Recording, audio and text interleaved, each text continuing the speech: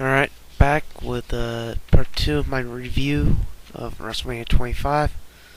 Uh, the last two matches, these two were very lacking in comparison to the rest of the card, which was mostly great matches, in my opinion. First off, we had John Cena versus Big Show versus Edge, triple threat for the World Heavyweight Championship. Uh, this match was good, but not great. I don't think it really deserved the time that it did get. It was a fairly well-rounded match. It's with some very cool spots like Edge spearing the Big Show through the barricade, a few other spots, but there's nothing really too spectacular about this match. This could have easily been put on Backlash or something along the lines of Unforgiven, but WrestleMania, nah, doesn't really seem to fit. Cena wins the belt again. I'm like, oh, great. Cena wins again. Whoopee! I could care less. Still, it's a fairly solid match. Like, if you watch this pay-per-view, watch everything that's before this except for the Diva Battle Royale. I'm gonna give it a 7 out of 10. Then finally, we have the worst match out of them all, which is a Class 1 bad match.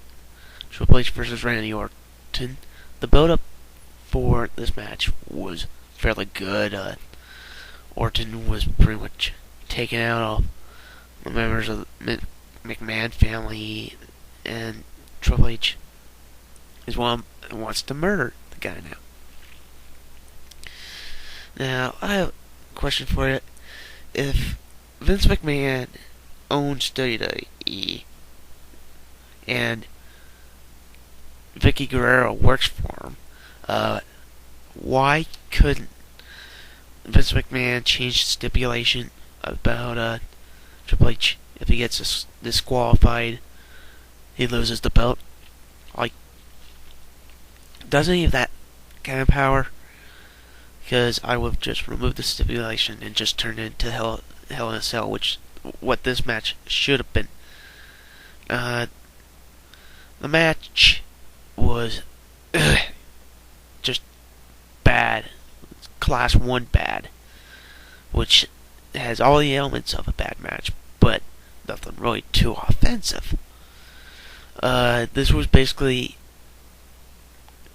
I wouldn't go as far saying it was a squash of Randy Orton, but not a lot of offense came out of Randy Orton. Finishers were used too early on in the match. And it finishes with Triple H hitting Orton with the sledgehammer and then hiding it back. Gets the pinfall. And Triple H retains again. I'm going to give this match a 4. So overall, WrestleMania 25, for my first WrestleMania, this was fucking incredible. Well, just be warned that you have to watch stuff like this around a bunch of wrestling fans that are fairly enthused about the business. If you watch it with a bunch of dull meatheads, they're gonna take away from the experience. If you're all like enthused, it kind of adds to the feeling like you're at WrestleMania. Even with that said, this is a great card. My first WrestleMania was definitely worth $60.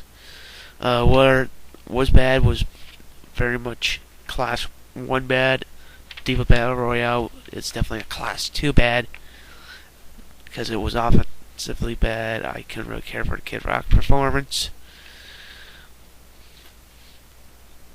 my buddies weren't around, I probably would only give it an 8. But since my friends were around, it added a new element to the pay-per-view. I'm going to give it a 9. Really impressed with this pay-per-view. So that's it for me. I figured it was better late than never to post my review of WrestleMania 25.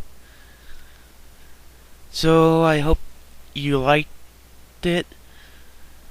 Don't be really too harsh on me because I don't really buy that many.